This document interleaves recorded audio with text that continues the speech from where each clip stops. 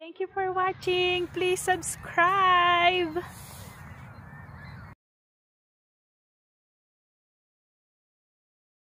Hello guys. We went out for a walk and kasama ko yung for running. Kasama ko yung anak ko. So sabi niya, hindi lang kami magwo-walk, magra-run din daw kami. Say hi. Hi. Hi. So guys, ngayon ang pag-usapan natin is yung nakakatakot ba yung English? Pag pumunta ka sa mga English country, guys, mas matakot ka sa Pinoy na makakarinig ng maling English mo kaysa sa mga foreign people na to. Bakit?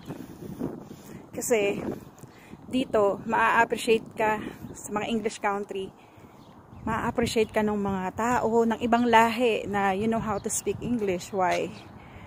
Because they think you are talented because you can speak your language, our dialect, and our language, and then at the same time ay natutunan mo ang kanilang language, di ba? So, yes anak. So, huwag kang matatakot sa English. Diyos ko, napag-aaralan ng lahat ng bagay. Napakadali na ngayon yan. Lalo na may internet tayo. So, lumabas lang kami kasi talagang super duper inip na yan ako. Umiiyak na siya. So guys, kapag pupunta kayo sa isang, di ba, pag nag-apply kayo sa isang bansa, katulad ng mga nasa abroad na, iniisip nila dapat at least sanay kayong mag-speak ng English. Kaya nga, malalakas din ang loob ng iba kasi they know how to. Kaya sana din do sa ibang Pilipino na magaling mag-English, wag kayong mata, para kayong gilingan na ginigiling nyo yung sariling kapwa ninyo. Samantalang dapat sa totoo lang yung mga Pilipino ang dapat nagkakaisa, magtulong-tulong, di ba? So, yun. At sa Pilipinas naman ay marami ng mga review centers, like sa Malolos, they have IELTS review centers na sa Malolos, and then you can take all the exam there. There is one in Makati also. I don't know if it's just one. Baka marami, kasi Manila yon. So guys, kapag dito naman sa Canada, mababait ang mga tao dito. Canadians are family oriented. Yung meron nga sila ditong samahan na yung mga anti-bully. Mom, who draw there? Someone, anak, we gonna buy chalk too, so you can draw and write on our parking space there, okay? So yun. So, madaldal kong ano. This is a bird! Bird! Say hi. There's a bird! There's a bird. Bird! Kawawa naman yung anak ko, nakalabas kasi siya. Bird! So, nagbawak-wak lang kami. Keira! No! Walk lang kami kasi naiinit na siya sa bahay. And then we're going to Hello. Do you want to go to school now? Yes. We will just walk? Yes. Okay. Can I go to school? So, yan. Punta siya ng school. So, we will try to go to school, anak. Okay? Yun din. So,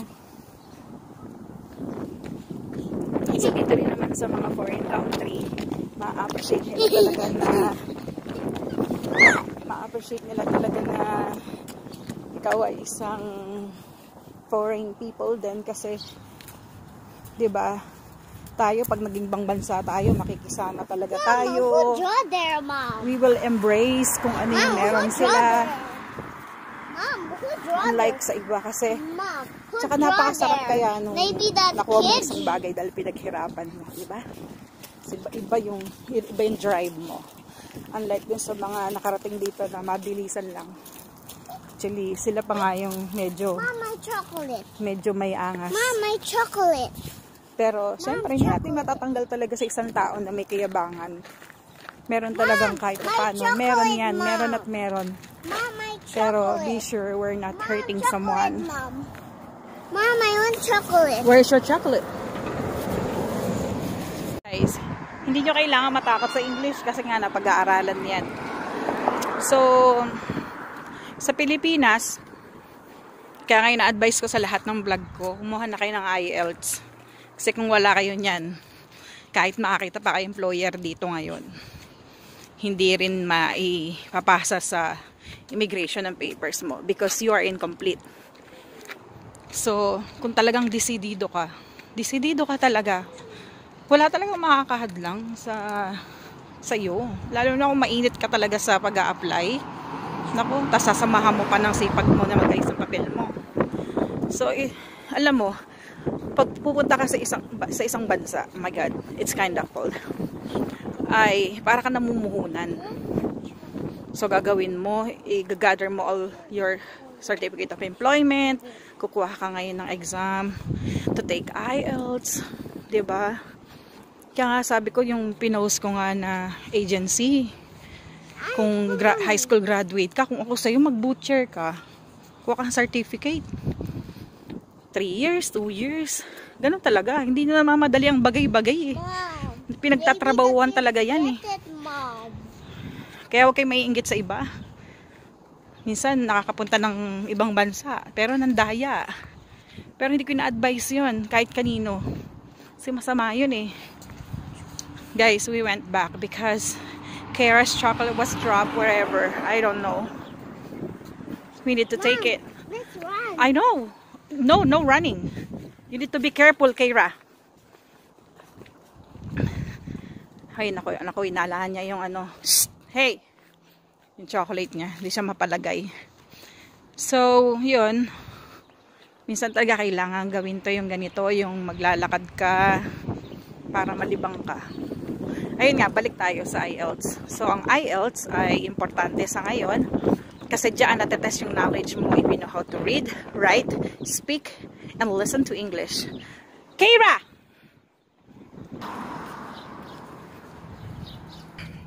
So, yun nga guys. So, ang English ay importante na malaman mo. Kara! Uwi na tayo. Let's go home. I wanna go home, Kara. So, yun. So, advice ko talaga is kumuha kayo ng IELTS dyan. It takes time. You need to review. You need to pass. So, there's no fast track. Kung akalain ninyo sa Pilipinas, marami dyan nadadaya lahat. Papel. There. I found your candy. There you go. There. Your chocolate is there. Okay. Take it. And let's go. Get it. Come on. Come on. Did someone run over your chocolates? Did someone run over it? No, it's not. It's good. So, yun, guys. Advice ko talaga na kainin mo na yan. Mom, na, I need to eat. Yes. Na i-take nyo na siya ngayon. Kasi 2 years naman yan. So, kung iniisip ninyo, hindi kayo pwede sa Canada dahil hindi kayo fluent sa English, you're wrong. Hindi kailangan maging fluent pag pumunta dito. Pag gagawa ka ba ng burger, habang ginagawa yung burger, kailangan fluent ka? Hindi naman, di ba? If you understand how to put pickles, onions to the burger, you're good. So, huwag na lang kayo makikinig sa iba. Lalo na yung mga hindi naman kayo may encourage nila. So, yung mga taong nakakapag-discourage sa inyo, lagi ano yan. Di ba nga, sabi nga nila, dapat nakipagkaibigan ka sa mga taong successful. Kasi you wanna know how they become successful. Kapag ang mga kaibigan mo, mga bully, mga dinadown ka, so, layuan mo yan mga yan kasi hindi sila makakatulong sa'yo. So, ang mga vlogs ko kasi more on encouraging to people.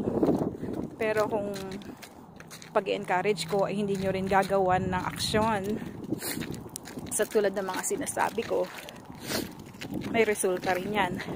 Pero kung alam nyo nga, matutuwa ako talaga sa mga vlog ko. Gusto ko talaga, hindi ko kailangan ng thousands of subscribers, kahit ilan lang, kahit ilang subscriber lang. Tapos may matutunan lang sa lahat ng sinasabi ko, sa lahat ng binablog ko. Kahit konti lang, may matutunan kayo doon. or may makapunta dito because yung mga information na nilabas ko ay nakatulong. I'm happy for you guys. I am really happy. At yun naman din yung purpose ng aking vlog. Tsaka para na rin sa akin kasi kapag may nagtanong sa akin, sasabihin ko lang na, oh, you can watch vlog number 10 sa YouTube ko. Andun lahat ng information. Kasi minsan hindi ko talaga sila ma-replyan. Minsan ang tingin nila sa akin masungit, mayabang. Diyos ko, Lord. May pamilya rin ako dito. Nagtatrabaho din ako. My mom is with me. And my mom is also married. So, hindi namin masagot yung mga bagay-bagay. Kung ano lang yung kaya namin sagutin. Tsaka, hindi po kami mayaman dito. We're just here to support some people morally. I-encourage sila, those who are discouraged. Kasi, yun yata yung bagay na alam namin nakakapagpayaman sa buhay ng tao. Sa puso ng tao. So, yun lang. Kaya nakakatuwa kasi meron ng YouTube ngayon.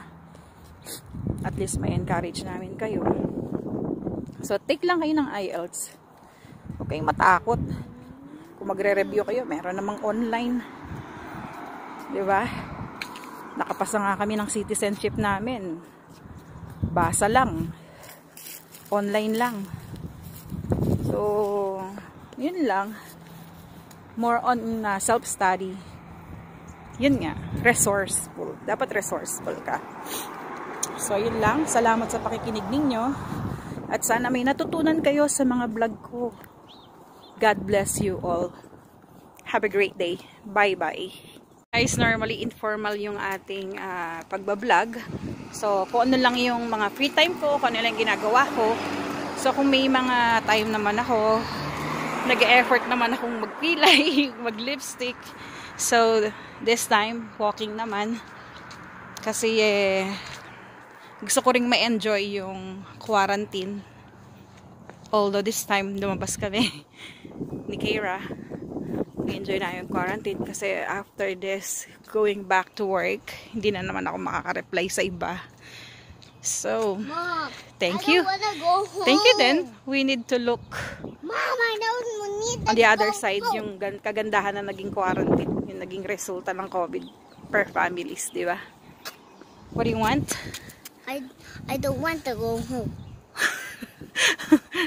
Kasi yata tumira na anak ko sa daan. Okay. So, yun guys, nakakatuwa.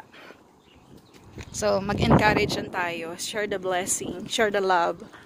So, yun naman yung maganda sa atin. Kasi wala namang bagay dito sa mundo na madadala natin sa langit. Kundi yung kabutihan na may bibigay natin sa kapwa. Yun lang. So, guys, subscribe to my channel and ring the bell if you want to see yung mga coming ko pang videos. Maraming salamat. So guys, I'm happy to share it with you yung mga address kung saan nyo magkakaroon ng pag-review sa inyong IELTS. So, there is in Malolos, Bulacan, there is in Manila. So, yun yung mga address, or if you want, you can Google it. IELTS Review Center. Thank you. Thank you for watching. Please subscribe.